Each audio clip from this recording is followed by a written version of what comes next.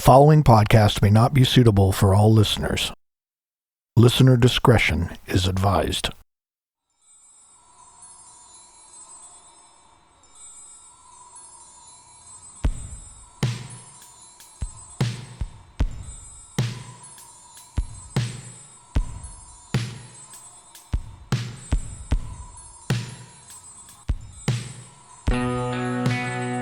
How about that kamikaze road trip? We got some great footage for our YouTube channel, didn't we? Hell yeah. It's so crazy. I drive that route all the time and never thought much about this case. Well, how'd you stumble upon this one? I drive Highway 132 weekly for my day job, and I was Googling alternative routes just in case there's high traffic. So, about a page into my search, this story popped up. Oh, wow. Yeah. Well, let's get this show on the road. You're listening to Unexplained Realms, the podcast. I'm your host, Anne, joined by producer and co-host, Eddie V. Good morning, buenas tardes, buenas noche, depending on where and when you are in the world. Hello.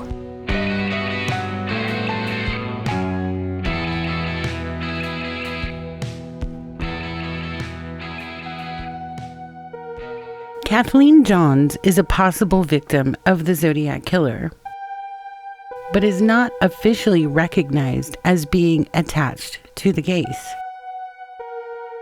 On March 22nd, 1970, Kathleen Johns was driving west on Highway 132 near Interstate 5 and Bird Road with her 10-month-old daughter.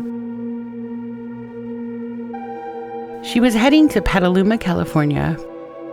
Another vehicle driving behind her began honking and attempting to get her to pull over, making gestures to her car indicating it may be malfunctioning. Around 11:15 p.m., she pulled over, east of Bird Road. The man got out of his light tan, late model vehicle. She described it as being a two-door American-made car with California license plates.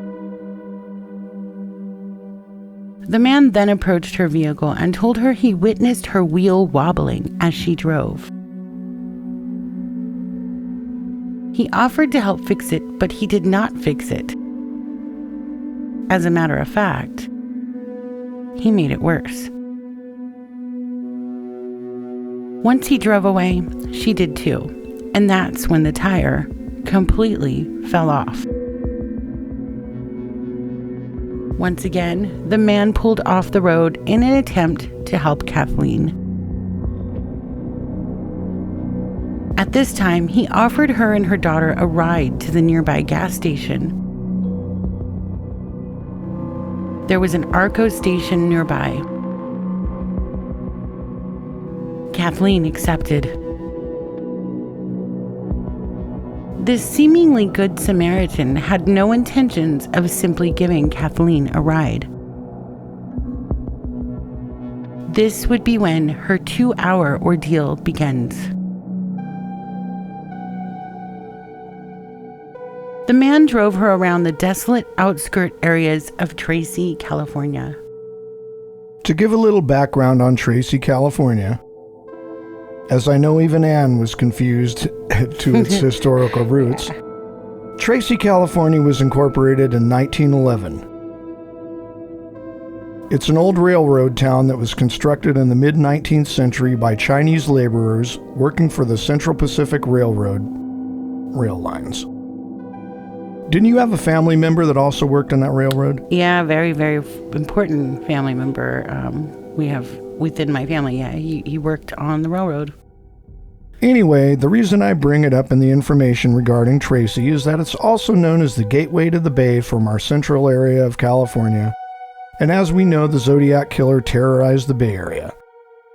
This was entirely possible that it was the Zodiac, but more on this later. Yes, we will get more into that at the bottom of the show.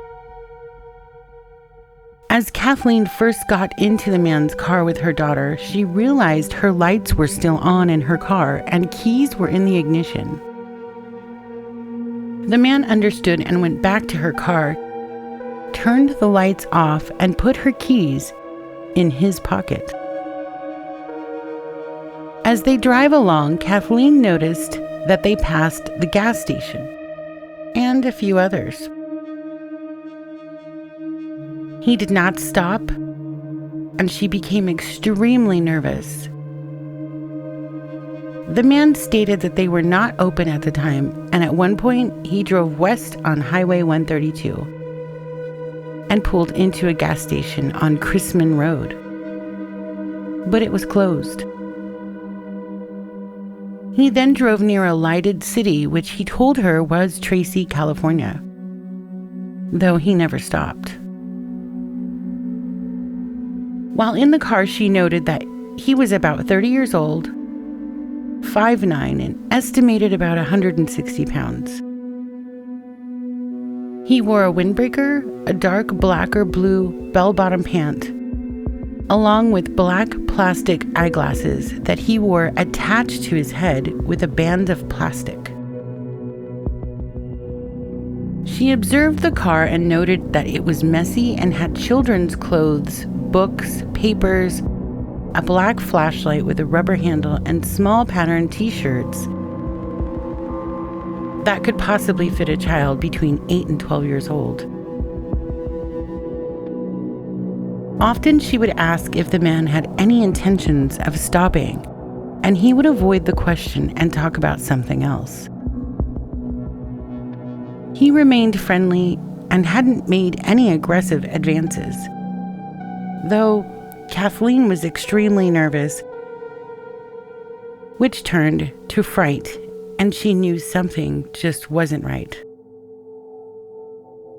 So she decided once he came to a stop, at least a rolling stop, she would escape. Luckily for her, the man actually came to a complete halt at one point. He had driven onto a freeway off-ramp. By the time he realized his mistake, it was too late. Kathleen got out of the vehicle and ran into a nearby vineyard with her daughter, where she hid in a drainage ditch. The man did not drive away immediately, but turned off the headlights and waited for 5 minutes before driving away.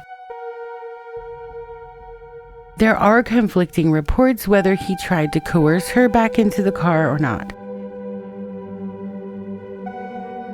After some time, Kathleen came out of hiding and flagged down a driver. She was picked up by some individuals who were from Missouri, and they drove her and her daughter to the Patterson Police Department, which is about 20 minutes away from that area. While in the police station, she was hysterical and having trouble communicating with police. During this time, she noticed a composite sketch on the wall. It was regarding the October 11th, 1969 murder of Paul Stein. Paul Stein was murdered in his taxicab and was confirmed to be the 5th and final murder of the Zodiac Killer.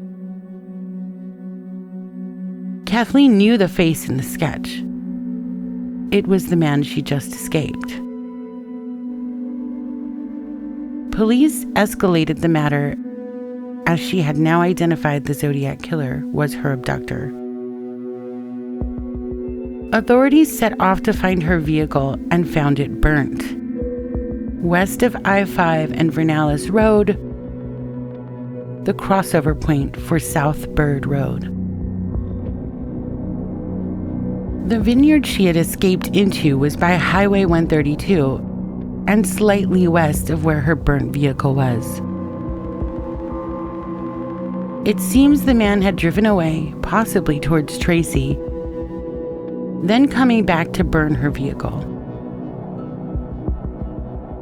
While examining the burnt vehicle, a deputy checked the rear wheel and noticed that one lug bolt was loose and 3 were missing. Only one was tight. The missing lug bolt was found and taken into evidence. There is so much skepticism around whether it was the Zodiac Killer or not. Mainly as Kathleen couldn't remember every detail in her hysterical state. But who would even be able to? Exactly. Whether it was the Zodiac or not, someone was on a mission that night.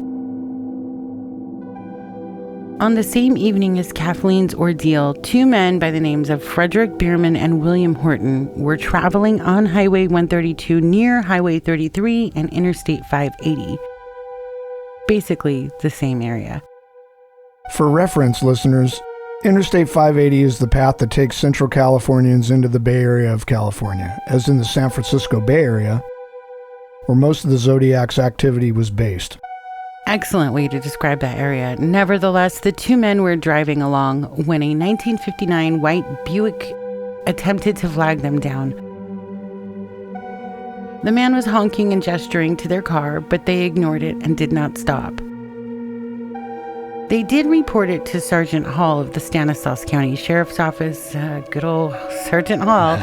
I think he retired some time ago. I remember him pretty well. Me too. The men did not report this till the day after Kathleen's abduction, as they read it in the Modesto Bee newspaper and believed it to be relevant to her situation. Authorities attempted to follow up and gained statements from the men. They arrived at 300 Kerr Street in Modesto. Though Frederick's mother, Teresa Watson, greeted authorities and stated she had no idea where Frederick was. All future attempts to get in contact with these witnesses failed.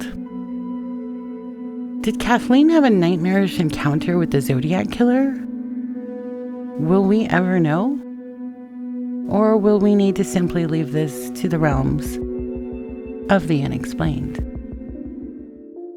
I don't know. This is a hard call. It could have been the Zodiac, or it could have been a copycat. Hard to say. Yeah, I do think it's highly likely it was him. And he wrote a letter to authorities that he was not happy that they didn't think it was him. Oh, wow. Yeah. Yeah, you need to put that on the website. Oh, yeah. I already got a copy of the letter. Nice. Me just working my magic. Though, we were born and raised here in the Central Valley, so some of the references in the story were pretty shocking. The locations, names, and all of that. We literally just got back into the studio from going out to the site where all this happened, and we saw the vineyard that she ran into, the aqueduct there, and it's a semi-desolate area. I mean, very few cars would come along. Right. So she got very lucky. Absolutely. As we were driving, I pointed out off in the distance, you could see Tracy there. Yeah. So imagine, she's driving with him. They see lights somewhere and she's like, oh, it's city. And he's like, oh, that's Tracy.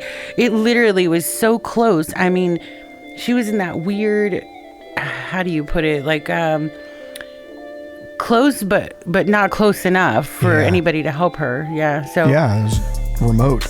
And I guess her mistake was to get in that car with him. But then again, I don't know how this would have went any different. I mean, I think getting in the car with him was probably safer than staying in her car. I mean, what if he would have dragged her out or, and left the baby or exactly. whatever. I guess, as we were driving today, we were talking about, like, if it was Zodiac, what prevented him from actually harming her in that 2 hours, you know? Well, this is what we were thinking, is that the Zodiac had never killed a child, a baby. It was always like a single or a couple. Right. And I think that, serial killers have some kind of concept of, I don't know, no empathy, but they think. So analyzing it. So maybe that for him was even a breaking point where, right. So, but I do think that he didn't know what to do with himself after he had taken her. Honestly, remember we talked about this in the car. I don't think he realized she had a baby with her. Right. When he targeted her. Anyway. Right. He sees a woman driving alone. You can't see the baby seat in the dark car. he somehow tries to flag her down, and then, oh shit, there's a baby in here. Yeah. So maybe that was it. I don't know. Then again, if it wasn't the Zodiac, oh gosh. Copycat, yeah. Maybe Wouldn't not be a the first copycat. time. Maybe not a copycat. Maybe just someone out to do harm to people. Yeah. So Central Valley peeps, watch yourself. He might be still out there. You never know. Yeah. He'd be pretty old now, though. She described him as a 30-year-old at the time. Oh, yeah, that was a long time ago. So, yeah. The guy's probably dead. Well, hopefully. Yeah. All right, that wind out there on the highway got me. I think I need to take a nap. What are you going to do? Oh, I'm going to edit this so that our listeners have something to listen to later. There we go.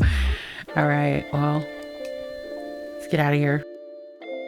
If you're new, you can visit us at unexplainedrealms.com, Facebook, Instagram, YouTube, Twitter, and TikTok.